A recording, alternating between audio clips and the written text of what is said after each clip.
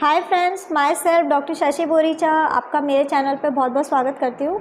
आज मैं आपको एक कंडीशन एक्सप्लेन करूँगी जिसका नाम है हाइपोथायरॉयडिज्म। मैं आपको बताऊँगी कि ये क्या होता है, इसमें क्या क्या सिम्टम आते हैं, इसके कॉज क्या है और साथ ही साथ कुछ होम्योपैथिक मेडिसिन जो आप इस कंडीशन के लिए यूज़ कर सकते हैं। लेकिन उससे पहले आप प्लीज़ मेरे चैनल को सब्सक्राइब कर लीजिए और जो बेल आइकन है उसे प्रेस कर लीजिए ताकि आपको मेरे आने वाली वीडियोज़ का नोटिफिकेशन मिलता रहे। तो ये कंडीशन है जिसमें थायराइड ग्लैंड इनफ अमाउंट का थायराइड हार्मोन को सीक्रेट नहीं करता है। इस कंडीशन को हाइपो एक्टिव थायराइड भी कहा जाता है और इसमें कई सारे सिम्टम्स आते हैं, जैसे कि इन फ्यूचर पर्सन को हाई कोलेस्ट्रॉल की कंप्लेन हो सकती है या फिर उन्हें हार्ट डिजीज़ भी हो सकता है। तो अब मैं आपको इसके सिम्टम बता देती हूँ कि अगर किसी पर्सन को हाइपोथायरॉयडिज्म की कंप्लेन है तो उसमें आपको क्या क्या सिम्टम्स दिखाई देंगे।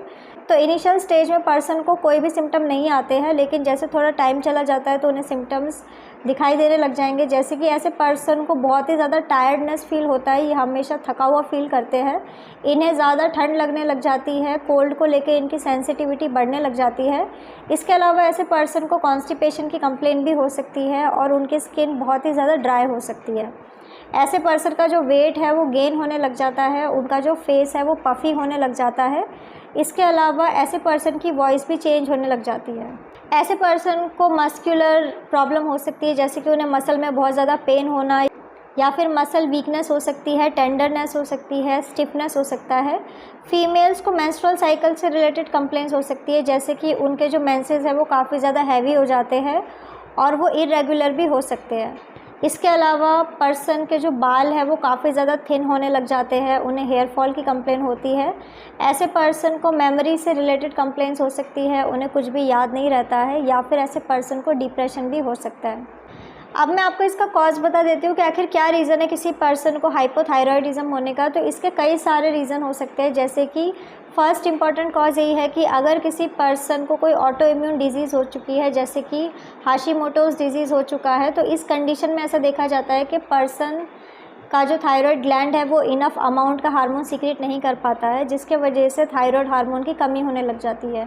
या फिर अगर किसी पर्सन को थायराइड ग्लैंड में कोई इन्फेक्शन या फिर इन्फ्लामेशन हो चुकी है तो उसके वजह से भी ये कंडीशन हो सकता है। इसके अलावा अगर किसी पर्सन की थायराइड सर्जरी हुई है, उनका थायराइड को रिमूव करा दिया गया है, उसके बाद भी ये कंडीशन हो सकती है।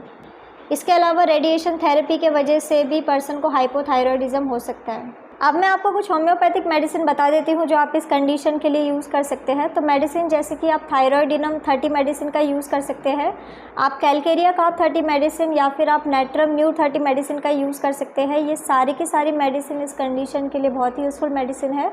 आपको 4 ड्रॉप दिन में 2 बार डायरेक्ट अपने टंग के ऊपर इस मेडिसिन को यूज़ करना होगा।